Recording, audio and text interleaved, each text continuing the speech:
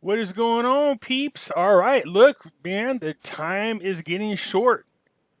There are some deadlines coming up that we need to talk about, all right? Before we get into it, just a quick reminder that here's the disclaimer. I am not an attorney, a tax advisor, nor a financial advisor, all right? So please consult with real professionals. The following is my opinion only based on my own research. I will share the information that I find with you and encourage you to read or listen to it to form your own opinion. Okay, like I was saying, there are some deadlines coming up. Well, we've been to a lot of deadlines that keep getting pushed down, further and further down. And you know which ones I'm talking about. Inside the Dinar community, we have Zeph, the Dinar psychic, who said that once the auctions start back up again and once the ISX is open, we will see our rate change. Unfortunately, the auctions did start up again.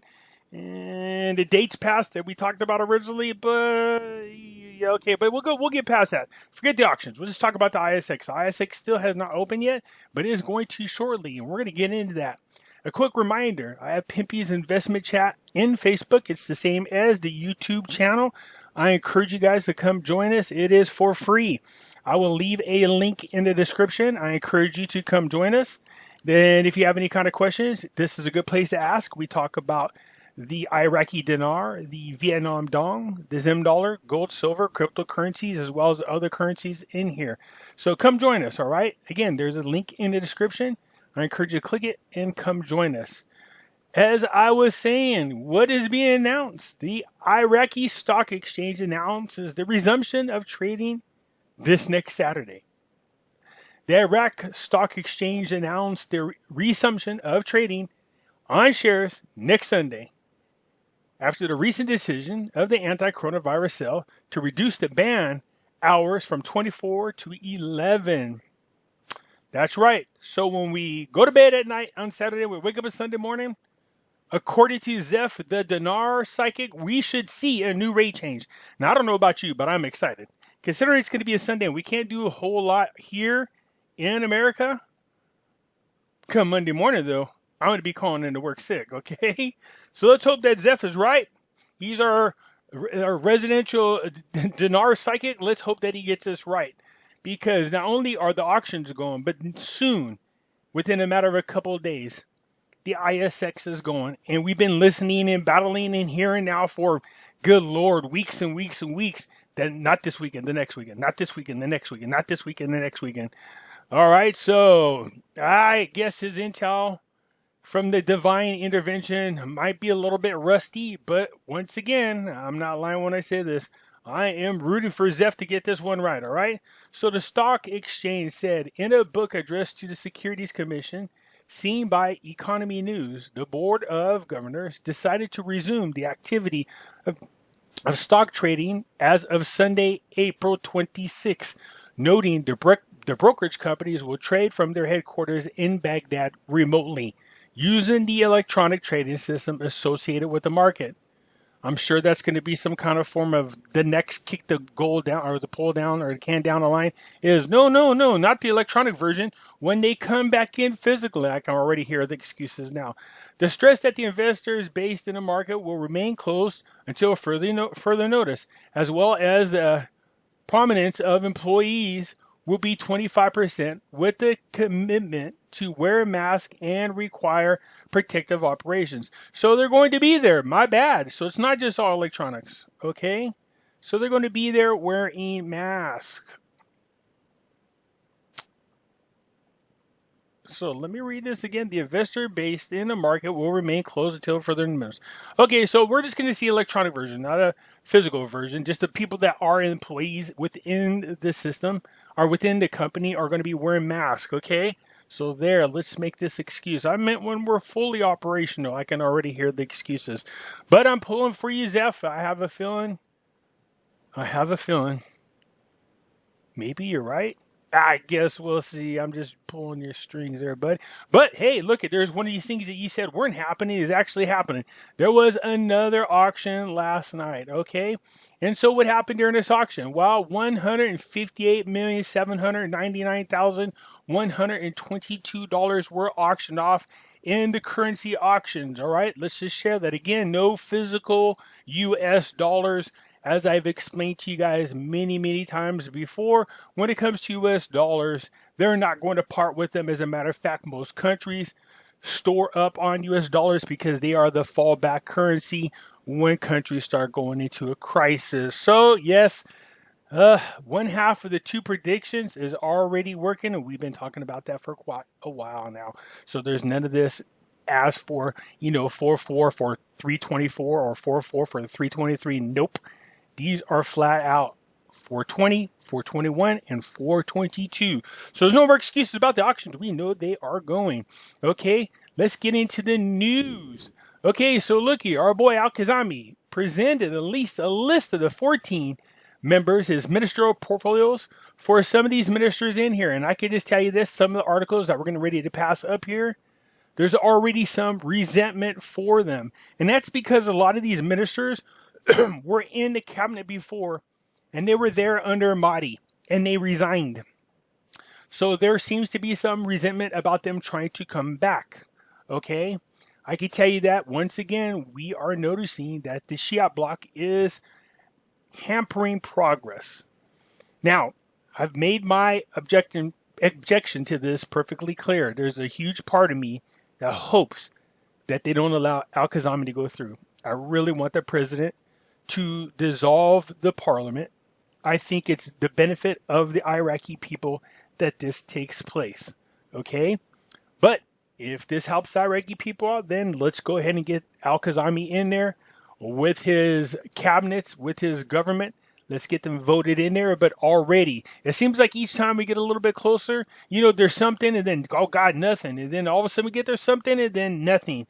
Then something, then nothing. Then here we are again. We see something. Will it be nothing? You guys know what I'm talking about, all right? Anyways, you can scroll down here, and again, it just talks about, look, there's some objection to some of the people that are on the list. The Shiites don't like the fact that some of the people on there are former members that resigned, and they're not having it. Okay, so the Kurds and the Sunnis blocked the formation of the government to this date for voting. So it was supposed to be voted on this week. We were supposed to have some voting, but we know that the Shiites and the Sunnis decided to kind of hold on to their voting power and withdraw and cause a delay. That's because they wanted to once again make sure that they are represented in this government one way or another. Okay, so the formation of the ministry, the Shiite blocs agreed to provide Kazami with the names nominated for the rest of the blocs for the purpose of supporting them. And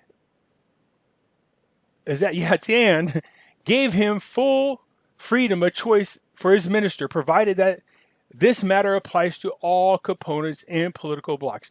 Okay, again, Shiite blocs are in there. These are the ones that we are eyeballing. They are mostly Iranian black people. I was going to say black people, but yeah, okay.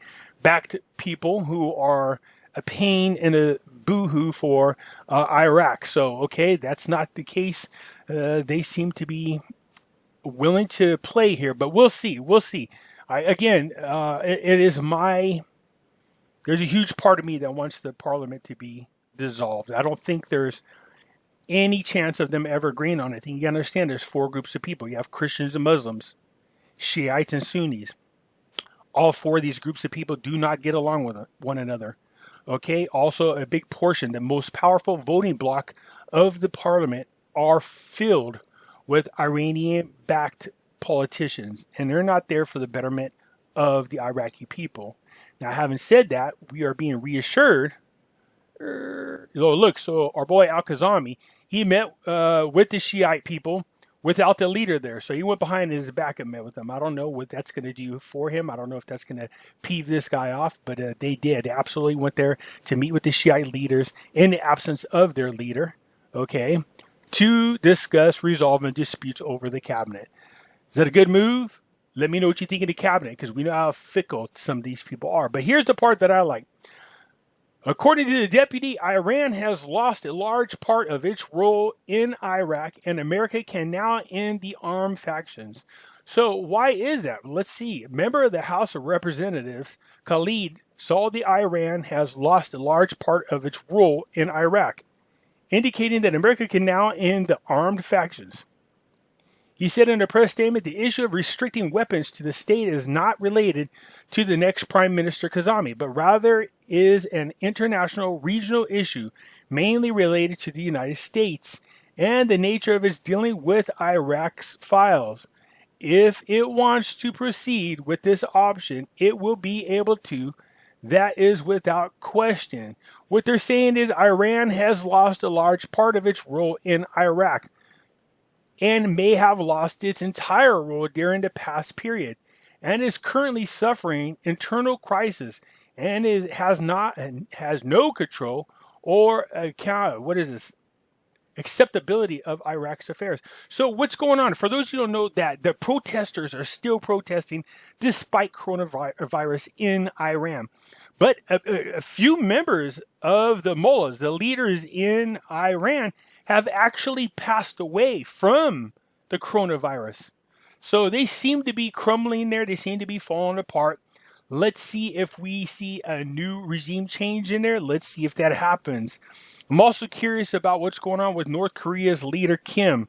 As the last we heard, this guy was either dead or dying. Very interesting. There is a person out there that is a prophet. It's actually pretty accurate. No, it's not. Kim Clement. It's another one who said within the last 18 months, he predicted that we would see, one of them would be that Kim, the leader of North Korea, would die, but he also predicted that oil prices would drop down to near $1, and also said that suddenly out of nowhere, Putin would drop dead. Very, very, very interesting.